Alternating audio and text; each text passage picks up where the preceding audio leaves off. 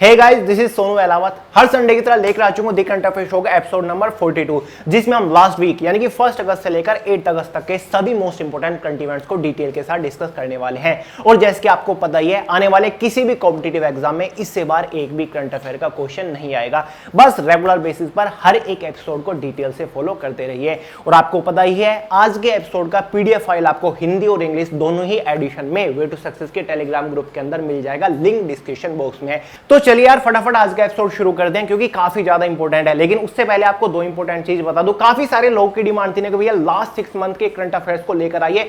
तो finally last 6 month के current affair आपके लिए आ रहा है। वीडियो आपके लिए आएगा 12 अगस्त यानी कि इसी थर्सडे शाम 5 बजे। नोट कर लीजिएगा डेट, जिसमें हम सभी most important current affair last 6 month के डिटेल से कवर करने वाले हैं। आने वाले हर एग्जाम के लिए बहुत ज्यादा इंपॉर्टेंट रहेंगे। तो याद रखिएगा 12 अगस्त यानी कि थर्सडे शाम 5 बजे। और दूसरा तो आपको पता ही है, वे टू सक्सेस के लास्ट 12 मंथ यानी कि आखिरी पूरे साल के करंट अफेयर्स का पहला मैगजीन लॉन्च हो चुका है। लिंक डिस्क्रिप्शन बॉक्स में है ऑनलाइन परचेज करने के लिए, और बाकी ऑफलाइन मार्केट में अवेलेबल है। तो भूलिएगा मत, लास्ट 12 मंथ के करंट अफेयर आप इससे कवर कर सकते हैं। बहुत ही जबरदस्त कंटेंट इसके अंदर डाला है। तो चलिए यार, शुरू करते हैं फर्स्ट करंट इवेंट से। नीरज चोपड़ा ने स्वर्ण पदक जीता। ओलंपिक में स्वर्ण पदक जीतने वाले पहले भारतीय एथलीट बन गए हैं। आप लोगों को पता ही चल गया होगा, नीरज चोपड़ा जो कि भारत के जैवलिन थ्रोवर है, जिन्होंने अपने पहले ओलंपिक में गोल्ड मेडल हासिल कर लिया है। सभी लोगों को कल से पता है, सभी लोग यार खुशियां मना रहे हैं। और डेफिनेटली यार जबरदस्त काम किया है। इन्होंने लगभग 87.58 मीटर दूर जैवलिन थ्रो करके ये रिकॉर्ड अपने नाम किया है। और एक ही रिकॉर्ड नहीं, काफी सारे रिकॉर्ड इन्होंने अपने नाम किया है। और जैसे इन्होंने गोल्ड मेडल जीता, तभी टोक्यो ओलंपिक 2020 में भारत के लगभग 7 मेडल हो चुके हैं। आगे मैं आपको डिटेल दूंगा। पहले देख लेते हैं कि नीरज चोपड़ा ने क्या क्या रिकॉर्ड बनाए हैं। पहला और सबसे बड़ा रिकॉर्ड तो इनके नाम पर यही हो जाता है कि नीरज चोपड़ा इंडिविजुअली ओलंपिक के अंदर गोल्ड मेडल जीतने वाले पहले एथलीट बन गए हैं। दूसरा रिकॉर्ड है 1928 के ओलंपिक खेलों के बाद एथलेटिक्स में यह भारत का पहला ओलंपिक पदक है। तीसरा है भाला फेंक में यह भारत का पहला पदक है, यानी कि भाला फेंक जैवलिन थ्रो में भारत का यह पहला पदक है, और वो भी गोल्ड। नेक्स्ट है 2008 के ओलंपिक खेलों के बाद यह भारत का पहला स्वर्ण पदक है। 2008 में जो ओलंपिक हुए थे वो बीजिंग में हुए थे, तब भारत को एक गोल्ड मेडल दिलाया था। किसने दिलाया था? आप सभी लोगों को पता ही होगा, शूटिंग में दिलाया था अभिनव बिंद्रा। नाम तो यार आपके याद ही होगा, जिसने 10 मीटर एयर के अंदर खेले थे और इन्होंने रिकॉर्ड बनाया था, यानी कि गोल्ड मेडल जीता था। ठीक है। नेक्स्ट है, यह किसी व्यक्तिगत स्पर्धा में भारत का दूसरा स्वर्ण पदक है। बता ही चुका हूं, टोक्यो ओलंपिक खेलों में यह भारत का अब तक का सर्वोच्च पदक है। तो चलिए यार, नीरज चोपड़ा की पर्सनल लाइफ के बारे में थोड़ी सी डिटेल ले लेते हैं। इनका जो पूरा नाम है नीरज चोपड़ा है। निक नेम इनका जो है गोल्डन बॉय के नाम से इनको जाना जाता है। नेशनलिटी इंडियन है। इनका जो जन्म हुआ था 24 दिसंबर 1997 में हुआ था। फिलहाल जो इनकी एज है वो 23 है। हाइट जो इनकी लगभग 5 फुट 11 इंच है। साथ ही वेट 88 किलो इनका वेट है। साथ ही मिलिट्री कैरियर इनका एक बार देख लेते हैं। इनकी जो सर्विस ब्रांच है इंडियन आर्मी के अंदर फिलहाल ये सर्व कर रहे हैं। किस पोस्ट के ऊपर, किस रैंक के ऊपर? 2016 से सूबेदार की रैंक के ऊपर ये है, यानी कि स्पोर्ट कोटे से, जिसको JCO यानी कि जूनियर कमीशन्ड ऑफिसर बोलते हैं। साथ ही यूनिट 4 राजपुताना राइफल्स के अंदर ये हैं, और इनको विशिष्ट सेवा मेडल भी दिया जा चुका है। और बाकी बहुत सारे खेलों के अंदर इन्होंने मेडल, गोल्ड मेडल जीते हैं, जिसमें Olympic game, world championship, Asian games, Commonwealth game, Asian championship, south Asian, world junior championship, Asian junior championship. तो बहुत सारे रिकॉर्ड ऑलरेडी इन्होंने नाम कर रखे हैं। तो फाइनली बहुत ज्यादा इंपॉर्टेंट करंट इवेंट हो जाता है कि ओलंपिक 2020 के अंदर किसने गोल्ड मेडल भारत को जिताया। पहला गोल्ड मेडल हम इसको कह सकते हैं, जो कि नीरज चोपड़ा हैं, भारत के एक जैवलिन थ्रोवर हैं। साथ ही देख लेते हैं कि यार अब तक टोक्यो ओलंपिक के अंदर कितने मेडल किसने किस कैटेगरी में जीते। सबसे पहले तो नीरज चोपड़ा गोल्ड मेडल इन्होंने जीता पुरुषों की भाला फेंक में। साथ ही मीराबाई चानू, आपको पता है, इन्होंने सिल्वर मेडल महिलाओं की 49 किलोग्राम में, मतलब कि वेट लिफ्टिंग में जीता। साथ ही रवि कुमार दहिया, इन्होंने सिल्वर मेडल पुरुषों के 57 किलोग्राम कुश्ती में। साथ ही लवलीना बोरगोहेन, इन्होंने ब्रॉन्ज मेडल महिला वेल्टरवेट मुक्केबाजी। साथ ही पीवी सिंधु, इन्होंने भी ब्रॉन्ज मेडल महिला एकल बैडमिंटन। भारतीय हॉकी टीम ने, आपको पता है, इन्होंने भी ब्रॉन्ज मेडल जीता पुरुषों की हॉकी। साथ ही बजरंग पूनिया जिन्होंने ब्रॉन्ज मेडल जीता पुरुषों की 65 किलोग्राम फ्री रेसलिंग यानी कि कुश्ती में। तो ये अब तक टोटल 7 मेडल भारत के पास आ चुके हैं टोक्यो ओलंपिक के अंदर। नेक्स्ट करंट इवेंट देखते हैं, ये बहुत ज्यादा इंपॉर्टेंट है, एग्जाम में 100% आएगा। भारत के प्रधानमंत्री मोदी ने लॉन्च किया डिजिटल भुगतान समाधान ई-रूपी। फ्रेंड्स, अब तक आप यूपीआई के बारे में जानते थे, जब मोदी जी ने भीम ऐप लॉन्च किया उसके बारे में भी आप जानते थे। तो फाइनली हाल ही में 2 अगस्त को प्रधानमंत्री नरेंद्र मोदी जी ने ई-रूपे लॉन्च कर दिया है। इस तरीके का ये लोगो दिखाई देता है। ये है क्या, काम किस तरीके से करेगा वो मैं आपको डिटेल से समझाऊंगा। ये जो ई-रूपे है, ये कह सकते हैं कि ये एडवांस वर्जन है यूपीआई का ही, या फिर यूपीआई के ऊपर ही उसी के बेसिस पर ये काम करने वाला है। ठीक है, नाम है इसका ई-रूपे। इसको जो बनाया है वो एनपीसीआई ने बनाया, यानी कि national payments corporation of India, यानी कि जो ऑनलाइन डिजिटल ट्रांजैक्शन होता है ना, उसका पूरा कंट्रोल एनपीसीआई के हाथ में ही होता है। तो ये है क्या, देखिए, गवर्नमेंट जब भी पब्लिक को कुछ भी सर्विस या फिर योजनाएं प्रोवाइड करती है, स्पेशली उसमें ये काम करने वाला है। होता क्या है, अगर गवर्नमेंट गरीबों में राशन वगैरह बांट रही है या फिर किसी को पैसे वगैरह दे रही है दवाइयों के लिए, तो उनको प्रॉपर नहीं पहुंचते थे। पैसे दिए 1000, उनके पास गए 500 रुपए। राशन भेजा, मिलना चाहिए था 5 किलो, उनको मिल रहा है केवल 1 किलो। तो ये ऐसी गड़बड़ी बहुत होती थी। काफी टाइम ये होता था कि मान लीजिए किसानों को वो एक हजार रुपए दे दिए गवर्नमेंट ने, लेकिन वो एक हजार रुपए किसानों ने किसी और चीज में इस्तेमाल कर दिए, और फिर किसान गवर्नमेंट को दोष दे दिया कि हमें तो कुछ भी नहीं मिला, हमारी तो फसल ऐसे सूख रही है। तो इस चीज को दूर करने के लिए, करप्शन हटाने के लिए ई-रूपे लॉन्च किया गया। इसमें क्या होगा, जिस योजना के लिए गवर्नमेंट पैसे दे रही है, भुगतान कर रही है गरीबों को, चाहे फ्री राशन के लिए पैसे दे रही है या फिर दवाइयों के लिए पैसे दे रही है, तो जो बेनिफिशियरी है, यानी कि जिसको पैसा मिलेगा, वो उसी चीज के लिए उसको इस्तेमाल करेगा। यानी कि 1000 रुपए अगर दवाइयों के लिए किसी गरीबों को दिए गए, तो वो उन 1000 को केवल डिस्पेंसरी में ही इस्तेमाल कर पाएगा, उन 1000 रुपए को कहीं पर भी इस्तेमाल नहीं कर पाएगा।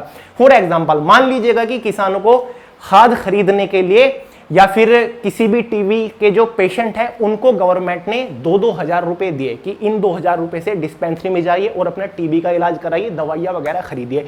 अब क्या होगा, वो पेशेंट सोचेगा कि यार टीबी चल जाएगा, लेकिन मैं मॉल में जाके फॉर एग्जांपल कपड़े खरीद लेता हूं 2000 रुपए के, टीबी का बाद में देखा जाएगा।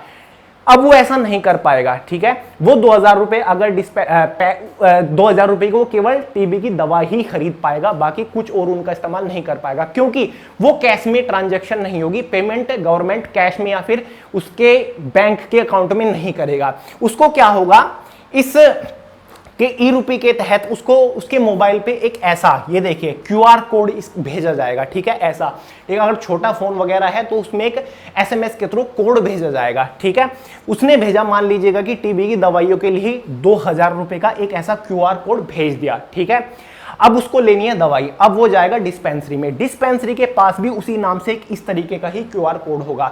जब वो उसके पास जाएगा तो 2000 रुपए की उसने दवाई दी, तो वो क्यूआर कोड दिखाएगा पेशेंट, वहां पर जो अधिकारी बैठे होंगे वो स्कैन करेंगे, 2000 रुपए इधर से उधर डिजिटली पेमेंट हो जाएगी, बाकी उसको दवाई मिल गई। ऐसा नहीं होगा कि ये कोड, क्यूआर कोड उसको मिल गया, मिला है डिस्पेंसरी में से दवाई लेने के लिए, और वो चला गया मॉल, दुकान पे चला गया कि मुझे भाई ये कपड़े दे दे 2000 रुपए के, वो वहां पर ये क्यूआर कोड दिखाएगा तो ये वहां पर स्कैन नहीं होगा, यानी कि ये वहां पर नहीं चलेगा।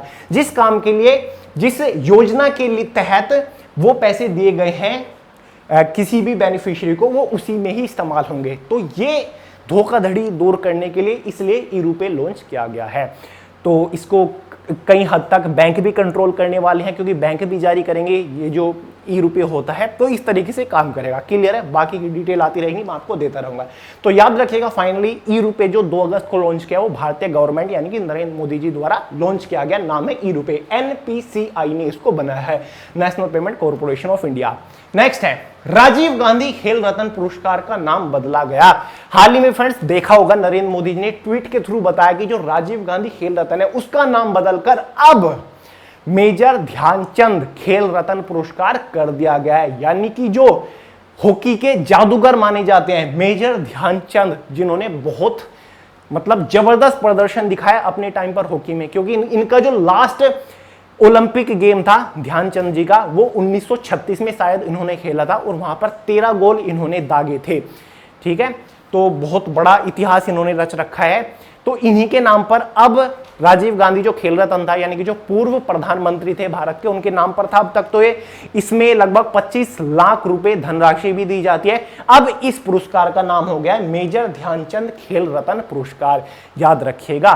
और ये ट्वीट आपने देखा होगा कहीं ना कहीं पर, जिसमें नरेंद्र मोदी जी ने कहा है कि अब इसका नाम मेजर ध्यानचंद हो गया है। नेक्स्ट है 3 अगस्त को पूरे भारत में हृदय प्रत्यारोपण दिवस मनाया जाता है। प्रत्यारोपण का मतलब होता है ट्रांसप्लांट, और बात हो रही है हृदय प्रत्यारोपण का मतलब, तो हार्ट ट्रांसप्लांट डे, यानी कि अगर किसी को हार्ट का डिजीज है, उसका हार्ट खराब हो गया है, तो उसका हार्ट निकाल के उसकी जगह दूसरा हार्ट ट्रांसप्लांट करना, इसको कहते हैं। अब ये दिन क्यों मनाया जाता है? भारत के अंदर बात हो रही है, ना कि इंटरनेशनल। भारत के अंदर मनाया जाता है ये दिन हर साल 3 अगस्त को। ये इसलिए मनाया जाता है क्योंकि फ्रेंड्स, भारत में पहला हृदय प्रत्यारोपण यानी कि पहला जो हार्ट ट्रांसप्लांट हुआ था वो 3 अगस्त 1994 में, याद रखिए, भारत को जो पहला हार्ट ट्रांसप्लांट हुआ था वो 3 अगस्त 1994 में हुआ था। दिल्ली स्थित अखिल भारतीय आयुर्वेद विज्ञान संस्था में सर्जन पी वेणुगोपाल ने किया था, और उन्हीं के साथ साथ 20 सर्जनों की और टीम थी जिन्होंने योगदान दिया था। और इस ट्रांसप्लांटेशन में लगभग 59 मिनट का टाइम लगा। 59 मिनट की सर्जरी हुई जो कि सक्सेसफुल रही थी।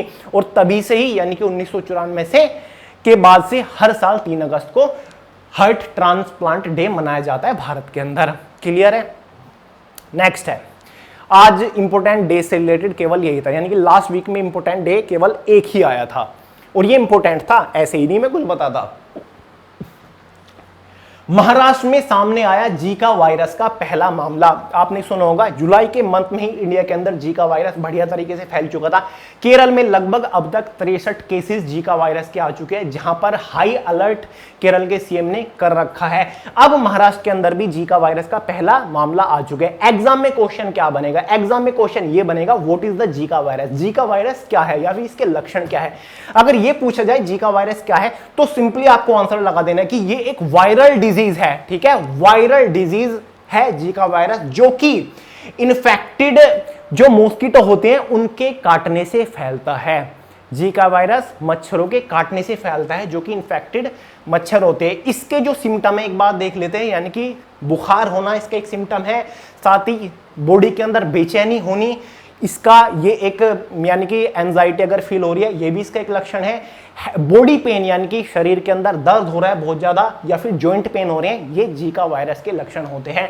और अब तक जीका वायरस की कोई भी वैक्सीन नहीं है, और जो प्रेग्नेंट वुमेन होती है उनके लिए बहुत ही ज्यादा हार्मफुल है, क्योंकि अगर उनको जीका वायरस हो जाता है तो जो भी इन्फेंट यानी कि संतान होने वाली है, तो वो मतलब एक तरीके से दिमागी रूप से स्वस्थ नहीं होती। तो प्रेग्नेंट वुमेन के ऊपर बहुत ज्यादा इफेक्ट डालता है जीका वायरस। तो ये इसके डिजीज है, तो इसके बच से अवेयर रहिएगा दोस्तों।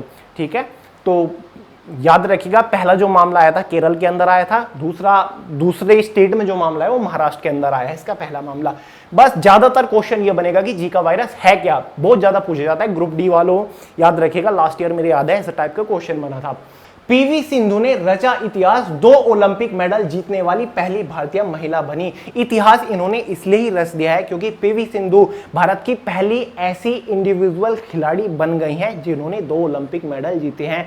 2016 में रियो डी जेनेरियो यानी कि ब्राजील के अंदर जो ओलंपिक हुए थे, वहां पर इन्होंने सिल्वर मेडल जीता था इंडिविजुअली। और फाइनली टोक्यो ओलंपिक 2020 में इन्होंने ब्रॉन्ज मेडल जीत के ये इतिहास रच दिया है। तो याद रखिएगा, पीवी सिंधु ने बैडमिंटन के अंदर, ये तो आपको पता ही होगा, ब्रॉन्ज मेडल जीत लिया है। नीचे मैंने नोट कर दिया, पीवी सिंधु ओलंपिक के व्यक्तिगत मतलब इंडिविजुअल इवेंट में 2 पदक जीतने वाली पहली भारतीय महिला खिलाड़ी बन गई हैं। क्लियर है ये चीज? शुरुआत में आपको बता चुका था कि भारत के अंदर कितने मेडल आ चुके हैं और किसने किस कैटेगरी में कौन सा मेडल जीता है, उसका आप स्क्रीनशॉट ले लीजिएगा स्टार्टिंग में। अयोध्या राम मंदिर भक्तों के लिए दिसंबर 2023 में खुल जाएगा राम मंदिर। बहुत लोगों की डिमांड आ रही थी स्टार्टिंग में जब ये बनना शुरू हुआ, इसका निर्माण शुरू हुआ, कि भक्तों के लिए कब तक खोला जाएगा, कितना टाइम लग जाएगा। तो अयोध्या के अंदर जो राम मंदिर बन रहा है, वैसे तो इसके अंदर जो पूरा बनने में लगभग 2025 तक का टाइम लगने वाला है, लेकिन फाइनली अनाउंसमेंट कर दिया है जो भक्तों के लिए राम मंदिर खुल जाएगा वो 2023 के अंदर, दिसंबर 2023 के लास्ट में खुल जाएगा।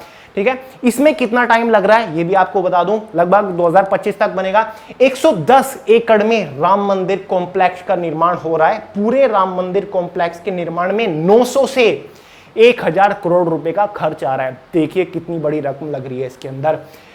और यह प्रोजेक्ट 2025 तक पूरा होगा। वहीं 67 एकड़ भूमि में बन रहे राम मंदिर के गर्भगृह का निर्माण दिसंबर 2023 तक पूरा कर लिया जाएगा। यानी कि जो एक गर्भगृह नाम दिया गया, यह माना जाता है कि यहीं पर भगवान श्री राम का जन्म हुआ था और इसी जगह को, यानी कि जो ये लगभग 67 एकड़ की जगह है, ये पूरी हो जाएगी 2023 दिसंबर तक। तो ये भक्तों के लिए खोल दी जाएगी। बाकी जो निर्माण है वो चालू रहेगा, वो कंप्लीट होगा 2025 तक। तो याद रखिएगा, एग्जाम में क्वेश्चन बनेगा राम मंदिर में। ये भी मैंने आपको बता दी फंडिंग वगैरह क्या है। 900 से लगभग 900 से 1000 करोड़ रुपए का खर्च आ रहा है और दिसंबर 2023 तक ये भक्तों के लिए खोल दिया जाएगा। नेक्स्ट है भारत और रूस का संयुक्त इंद्र नौसेना सैन्य अभ्यास का 12वां संस्करण यानी कि सेशन हुआ शुरू। सबसे पहले मैंने आपको कई बार बता चुका हूं कि जो दो देशों की सेनाओं के बीच में अगर ऐसा लिखा रहा है कि संयुक्त सैन्य अभ्यास हो रहा है, इसका मतलब होता है कि एक्सरसाइज या फिर प्रैक्टिस, दो देशों की सेनाओं के बीच में एक प्रैक्टिस, एक एक्सरसाइज की जा रही है। ठीक है, जिससे दोनों देशों के संबंध भी बढ़िया होते हैं और दोनों देशों की जो सेनाएं वो मिलकर प्रैक्टिस भी करती हैं, युद्ध की नीतियों के ऊपर चर्चा करती है, युद्ध की नीति एक दूसरे को सिखाती है और एक दूसरे को फ्यूचर में सहयोग देने की भी के लिए इस एक्सरसाइज को किया जाता है। तो एक्सरसाइज का यानी कि अभ्यास का नाम क्या है? इसका अभ्यास का नाम है इंद्र नौसेना अभ्यास है, इसका नाम याद रखेगा, इंद्र नौसेना अभ्यास है। 12वां संस्करण है इसका, 12वां सेशन है और किसके बीच हो रहा है? भारत और रूस की नौसेनाओं के बीच में हो रहा है इंद्र नौसेना अभ्यास। ठीक है, कहां पर हो रहा है? ये बैल्टिक सी के अंदर हो रहा है, यानी कि रूस के दक्षिणी सागर के अंदर वोल्गोग्राड अक्षेत्र में हो रहा है। अजीब अजीब से नाम है, तो याद रखेगा, एग्जाम में गारंटेडली बनेगा। बस ये पूछ लिया जाएगा कि भाई जो इंद्र नौसेना अभ्यास है हाल ही में कौन कौन सी देशों की नौसेनाओं के बीच में हुआ है? तो रूस और भारत की नौसेनाओं के बीच में हुआ है। और ये जो अभ्यास है ये 13 दिन का अभ्यास है, यानी कि 13 दिन तक चलने वाला है, जो कि शुरू हो चुका है। ओलंपिक 2020 भारतीय पुरुष हॉकी टीम ने रचा इतिहास, 41 साल बाद हॉकी में जीता मेडल। ओलंपिक से रिलेटेड कितने क्वेश्चन आ रहे हैं, क्योंकि ये जो लास्ट वीक है सबसे ज्यादा मेडल इसी वीक में आए हैं, इसीलिए इतने सारे क्वेश्चन बन रहे हैं। तो फ्रेंड्स फाइनली भारतीय जो पुरुष हॉकी टीम है जबरदस्त कमबैक है और लगभग 41 साल बाद इन ओलंपिक में मेडल भारतीय हॉकी टीम ने जीता है। इससे पहले लगभग 1968 और 1772 में इन्होंने ब्रोंज मेडल जीता था और इस बार भी टोक्यो ओलंपिक में इन्होंने ब्रोंज मेडल जीता है। और ये कहा जा रहा है कि हॉकी जो पीछे माना जा रहा था काफी इंडिया के अंदर, यानी कि क्रिकेट ने जगह ले ली थी, लोगों का जो ध्यान खींच रखा था वो क्रिकेट ने खींच रखा था। और गवर्नमेंट ने भी ये मेडल जीतने के बाद अनाउंसमेंट कर दिया कि हॉकी को बहुत ज्यादा मतलब तवज्जो दी जाएगी और इसको आगे लेकर जाया जाएगा, क्योंकि हॉकी यार राष्ट्रीय खेल है भारत का। तो फ्रेंड जो ये ब्रोंज मेडल जीता है टोक्यो ओलंपिक में, ये 41 साल बाद आया है डेफिनेटली ओलंपिक के अंदर, और 5-4 के मुकाबले से इन्होंने अपनी जीत इसमें पक्की की है। और इस बार मतलब टीम के आपको कप्तान तो पता ही होंगे, मनप्रीत सिंह हॉकी टीम के कैप्टन है। तो एग्जाम में क्वेश्चन किसी भी तरीके से बन सकता है, ये पूछा जाएगा कि कौन सा मेडल जीता है, सिंपल है ब्रोंज मेडल जीता है। हॉकी टीम के जो कप्तान थे वो कौन है? मनप्रीत सिंह है। तो कई तरीके से क्वेश्चन बनेगा। इससे पहले ओलंपिक में हॉकी टीम ने कब मेडल जीता था? 1972 में जीता था ब्रोंज मेडल। उससे पहले 1968 में जीता था ब्रोंज मेडल और लगभग 8 बार गोल्ड मेडल भी जीत चुकी है इंडिया टीम। नेक्स्ट है, दिल्ली सरकार ने हाल ही में विधायकों के वेतन में 66% की बढ़ोतरी के प्रस्ताव को मंजूरी दे दी। ये गजब का है यार। तो फ्रेंड्स फाइनली एग्जाम में क्वेश्चन गारंटीडली बनेगा कि कौन से राज्य की सरकार ने या फिर कौन से केंद्र शासित प्रदेश की सरकार ने एमएलए यानी कि विधायकों के वेतन में 66% बढ़ोतरी की है, या फिर दिल्ली के अंदर विधायकों के वेतन में दिल्ली सरकार ने कितने प्रतिशत की बढ़ोतरी की है। 2-3 तरीके से क्वेश्चन बनेगा, तो आपको सीधा सीधा लगा देना है कि भाई 66% की बढ़ोतरी की है दिल्ली सरकार ने विधायकों के वेतन में। पहले कितनी सैलरी होती थी? पहले 54, यानी कि एक दशक से, एक डिकेड से लगभग 54,000 सैलरी एक एमएलए की होती थी। अब 66% बढ़ने के बाद लगभग 90,000 रुपए एक एमएलए की सैलरी हो गई है दिल्ली के अंदर। तो भाई याद रखिएगा इसको। नेक्स्ट है, भुवनेश्वर कोविड-19 के खिलाफ 100% टीकाकरण हासिल करने वाला देश का पहला शहर बन गया है। हाल ही में एनटीपीसी के एग्जाम में यह क्वेश्चन पूछा गया था कि भारत का पहला ऐसा कौन सा गांव बन गया जिसके अंदर 100% वैक्सीनेशन कंप्लीट हो गई है। कश्मीर का वो कोई एक गांव था, ठीक है। और फाइनली क्वेश्चन ये भी बनेगा कि भारत का ऐसा पहला कौन सा बन गया है जहां पर 100% वैक्सीनेशन हो चुके हैं, यानी कि अबव 18 एज वालों की 100% वैक्सीन। अपने आप में बहुत बड़ा कदम है। तो भाई ये बन गया है भुवनेश्वर, जो कि उड़ीसा की राजधानी है। तो गारंटेडली क्वेश्चन बनेगा। अब इन्होंने किया कैसे? इन्होंने यार लगभग 8 से 9 लाख के आसपास, 8 लाख मान के चलिए, हाँ 8 लाख लोगों को इन्होंने वैक्सीनेट कर दिया है। कितने महीने के अंदर? 7 महीने के अंदर। 7 महीने में लगभग 9 लाख, मैं आपको बताऊंगा 9 लाख क्यों है। 9 लाख 18+ आबादी को इन्होंने वैक्सीन लगाई है। 9 लाख इसलिए क्योंकि जो 1 लाख प्रवासी मजदूर, यानी कि जो बाहर से आए हुए मजदूर थे, उनको भी इन्होंने वैक्सीन की फर्स्ट डोज दे दी है। तो यार बाहर वालों का भी कितना अच्छे से इन्होंने ख्याल रखा है। तो यार बहुत बढ़िया है। लगभग 64,000 फ्रंटलाइन वर्कर इनके इसमें रहे हैं, और 5 लाख 18 से 44 तक के इसमें रहे हैं, और 45+ इसमें 3 लाख लोग लगभग रहे हैं। 55 सेंटर पर वैक्सीनेशन, इनमें से मोबिलाइजेशन सेंटर भी थे। तो बहुत बढ़िया काम किया है। तो क्वेश्चन बनेगा कि भाई भारत के अंदर ऐसा कौन सा देश बना, भारत के अंदर पहला ऐसा कौन सा शहर बना जिसने 100% वैक्सीनेशन कंप्लीट की? भुवनेश्वर। बजरंग पुनिया ने जीता कांस्य पदक। आपको पता ही होगा यार, बजरंग पुनिया जो कि एक भारत के फ्री रेसलर हैं, यानी कि इन्होंने कुश्ती में कांस्य पदक, ब्रॉन्ज मेडल हाल ही में जीता है। और फ्री स्टाइल रेसलिंग बोलते हैं उसको, 65 किलोग्राम की कैटेगरी में 3 बार के एशियाई चैंपियन डोलेट न्याज़बेकोवा को 8-0 से हराकर कांस्य पदक इन्होंने जीता है। यार वो वीडियो मैंने भी देखी थी, कमाल का था। शायद आप लोगों ने भी देखा होगा वो इसका दाव। तो भाई बजरंग पुनिया ने भी फाइनली जीता। इनके बारे में थोड़ा सा जान लेते हैं। Personal information, nationality obviously Indian है। जन्म जब इनका हुआ था 26 फरवरी 1994 में इनका जन्म हुआ था। 27 साल की इनकी उम्र है। ये खुदान झज्जर हरियाणा के रहने वाले हैं। रेसलर हैं, फ्री स्टाइल। हाइट इनकी लगभग 5 फीट 5 इंच है। 65 कैटेगरी में ये खेलते हैं। संगीता फोगाट इनकी वाइफ का नाम है। नेक्स्ट है, अमेरिका से हारपून, याद रखिएगा हारपून, अमेरिका से हारपून मिसाइल खरीदेगा भारत।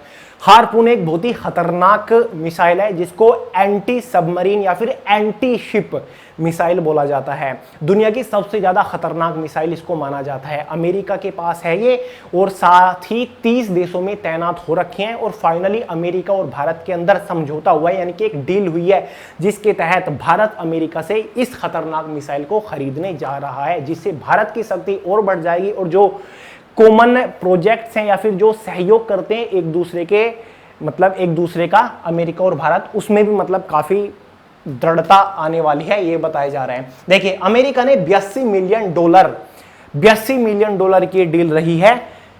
लगभग भारत के अंदर 6 अरब 9 करोड़ 20 लाख 87,500 रुपए। ये जो डील है एक बार और देखिए, 6 अरब 9 करोड़ 20 लाख 87,500 रुपए की ये डील है। एंटी शिप हारून मिसाइल को मंजूरी दे दी है कि हाँ भारत को हम ये मिसाइल दे रहे हैं। फाइनली अमेरिका ने इसको मंजूरी दी है। इसकी खास बातें जान लेते हैं भाई। इस टाइप की मिसाइल दिखाई देती है जहां पर हार्पून एक एंटी शिप मिसाइल है, यानी कि जो एंटी शिप होती है ना, पानी के अंदर जो शिप होते हैं दुश्मनों के, उसको उड़ाने के लिए, या फिर जो सबमरीन है उनको भी उड़ा सकती है ये, ठीक है। इसकी पहली तैनाती साल 1977 में हुई थी। रडार निर्देशित यह एक मिसाइल है, सभी मौसम में वार कर सकती है। यह दुनिया की सबसे सफल एंटी शिप मिसाइल बताई जाती है, मैंने आपको अभी बताया था, यानी कि सबसे सक्सेसफुल एंटी शिप मिसाइल ये है। इसकी तैनाती 30 से ज्यादा देशों में सशस्त्र बलों में है, यानी कि 30 से ज्यादा देशों में इसकी तैनाती हो चुकी है और अब बहुत जल्द भारत के अंदर भी इसकी तैनाती होने वाली है। तो याद रखिएगा इसका नाम क्या है, हार्पून इस मिसाइल का नाम है जो कि अमेरिका से भारत खरीद रहा है। क्वेश्चन बनेगा कि भारत कौन से देश से हार्पून मिसाइल खरीद रहा है, कितने में खरीद रहा है, या फिर हार्पून कौन सी मिसाइल अमेरिका से खरीद रहा है भारत, हार्पून मिसाइल इसका नाम है। तो इस टाइप से 2-3 तरीके से क्वेश्चन बनेंगे। हाल ही में जारी रिपोर्ट के मुताबिक अंबानी परिवार विश्व की 5वीं सबसे अमीर फैमिली है। ऐसे क्वेश्चन अक्सर बनते आए हैं और डेफिनेटली बनेंगे। फिर भी जनरल नॉलेज के लिए यार आपको पता होना चाहिए, मुझे भी थोड़ा सा इंटरेस्ट आया, जहां पर अमीरी की बात होती है ना मेरा माइंड ऑटोमेटिकली भागने लगता है, पता नहीं क्यों, ठीक है। तो हाल ही में एक रिपोर्ट जारी हुई है जिसके थ्रू पता चला है कि दुनिया का जो सबसे नहीं 5वां जो सबसे अमीर परिवार है, फैमिली है, वो अंबानीज है, जो कि इंडियन है। 5 मेंबर की इनकी फैमिली आपको पता ही होगा। देखिए हाल ही में जारी रिपोर्ट के मुताबिक अंबानी और उनकी कंपनी 1 मिनट में 1.1 करोड़ रुपए कमाती है। यार गजब, 1 मिनट में 1.1 करोड़ रुपए कमा रही है रिलायंस। और वर्तमान में अंबानी परिवार के पास 77.3 अरब डॉलर यानी कि 5.74 लाख करोड़ रुपए हैं, इसीलिए दुनिया की 5वीं सबसे अमीर फैमिली है। अब दिमाग में सवाल उठ रहा होगा, बेचैनी भी हो रही होगी भैया दुनिया की पहली सबसे अमीर फैमिली कौन सी है, तो नीचे लिख दिया मैंने यार आपके लिए। वॉलमार्ट के को-फाउंडर वाल्टन की फैमिली 244 अरब डॉलर के साथ पहले स्थान पर है, यानी कि वॉलमार्ट के जो को-फाउंडर है जिनका नाम है वोल्टन, वॉलमार्ट के को-फाउंडर वोल्टन, उनकी फैमिली दुनिया की सबसे अमीर फैमिली मानी जाती है। 244 अरब डॉलर उनके पास है और वहीं पर अंबानीज के पास लगभग 77.3 अरब डॉलर है, यानी कि अभी तो काफी बड़ा फासला है लेकिन जल्द ही कवर हो जाएगा। राष्ट्रीय अपराध रिकॉर्ड ब्यूरो द्वारा जारी रिपोर्ट के मुताबिक बेरोजगारी के कारण आत्महत्या के मामलों में 24% की बढ़ोतरी हुई है। ये तो मैं आपको डेफिनेटली बताता, और यार ये तो गवर्नमेंट को भी पता होना चाहिए, ऑब्वियसली पता है लेकिन फिर भी कुछ नहीं करेगी, बेरोजगारी बढ़ती जा रही है दिन ब दिन। देखिए राष्ट्रीय अपराध रिकॉर्ड ब्यूरो जिसने रिपोर्ट जारी है, इंग्लिश में बोले तो national crime record bureau, ministry of home affair के अंडर आता है। इन्होंने एक रिपोर्ट जारी की है, इन्होंने एक एनालिसिस किया है, इन्होंने एक सर्वे किया है, जिसके बाद पता चला है कि भारत के अंदर लगभग यानी कि 24% आत्महत्या के जो केसेस बढ़े हैं उनके जो कारण है वो बेरोजगारी है, अनएम्प्लॉयमेंट है, अनएम्प्लॉयमेंट, ठीक है। अब थोड़ा और डिटेल में देख लें। वर्ष 2014 से 2019 तक बेरोजगारी के कारण आत्महत्या के मामले 24% की बढ़ोतरी हुई है। 2016 से 2019 तक 24% बढ़ गए हैं भाई, लोगों के पास रोजगार नहीं है और जाके आत्महत्या कर लेते हैं, डेफिनेटली बहुत बड़ा इशू है। साथ ही जबकि वर्ष 2019 में बेरोजगारी की वजह से 2851 लोगों की आत्महत्या की, लोगों ने पूरे साल में 2019 में 2851 लोगों ने यार आत्महत्या कर ली क्योंकि उनके पास रोजगार नहीं था। यह आंकड़ा 2016 में 2298 था, यानी कि ज्यादा डिफरेंस नहीं है, लगभग उतना ही है। बेरोजगारी की वजह से कर्नाटक राज्य में 2019 में सबसे अधिक 553 लोगों ने आत्महत्या की। कर्नाटक ऐसा माना जाता है जहां पर सबसे ज्यादा रोजगार माना जाता है, ऐसा राज्य माना जाता है क्योंकि कर्नाटक की राजधानी जो बेंगलोर है वहां पर टेक्नोलॉजी हब माना जाता है, बहुत बड़ी बड़ी कंपनीज वहां पर है, मल्टीनेशनल कंपनीज है, लेकिन फिर भी कर्नाटक में सबसे ज्यादा लोग आत्महत्या कर रहे हैं बेरोजगारी की वजह से। तो यार बहुत बड़ा मुद्दा है, ये जल्द ही देश के अंदर से खत्म होना चाहिए, वरना युवा तो ऐसे ही खत्म हो जाएंगे। तो चलिए फ्रेंड्स, आज का लास्ट करंट इवेंट था। आई होप आपको एपिसोड पसंद आया हो, क्योंकि मोस्ट सिलेक्टेड करंट इवेंट मैंने रखे हैं। ज्यादातर फोकस करिएगा अकॉर्डिंग टू मी ओलंपिक के अंदर, जितने भी अपकमिंग एग्जाम है आने वाला MTS, GD, UP police constable या फिर UP police SI exam, group D exam होगा, तो CGL एग्जाम हो रहा है, इनके अंदर भाई ओलंपिक से रिलेटेड क्वेश्चन धड़ाधड़ बनेंगे, हर शिफ्ट में ओलंपिक से रिलेटेड क्वेश्चन बनेंगे। इसलिए मैंने डिसाइड किया कि कल एक प्रॉपर ओलंपिक को कवर कर दूं, क्योंकि आज ओलंपिक का लास्ट डे है। तो कल एक वीडियो में पूरा जो ओलंपिक है उसको कवर कर दूं, सारी डिटेल्स आपको बता दूं ताकि क्वेश्चन बच ना सके। तो चलिए फ्रेंड्स, PDF आपको डिस्क्रिप्शन बॉक्स में मिल जाएगा, टेलीग्राम ग्रुप को ज्वाइन कर लीजिएगा वे टू सक्सेस के, और साथ ही वे टू सक्सेस की जो मैगजीन है करंट अफेयर की, उसको परचेज करके प्रिपरेशन करना शुरू कर दीजिए। लास्ट 12 मंथ के सभी करंट अफेयर है, टॉपिक वाइज भी है, एक्सप्लेनेशन के साथ भी है, MCQ भी है, और साथ ही वन लाइनर भी है। जो आपकी चॉइस है, जिस तरीके से पढ़ना चाहो उस तरीके से पढ़िएगा। तो हर जगह अवेलेबल है, ऑनलाइन परचेज करने के लिए फ्लिपकार्ट के ऊपर जाइए या फिर लिंक डिस्क्रिप्शन बॉक्स में दिया हुआ है। तो चलिए यार, वीडियो पसंद आया लाइक करिएगा, दोस्तों शेयर करिए, चैनल को सब्सक्राइब करना मत भूलिएगा। मिलते हैं अगली वीडियो में बहुत जल्द, तब तक के लिए जय हिंद।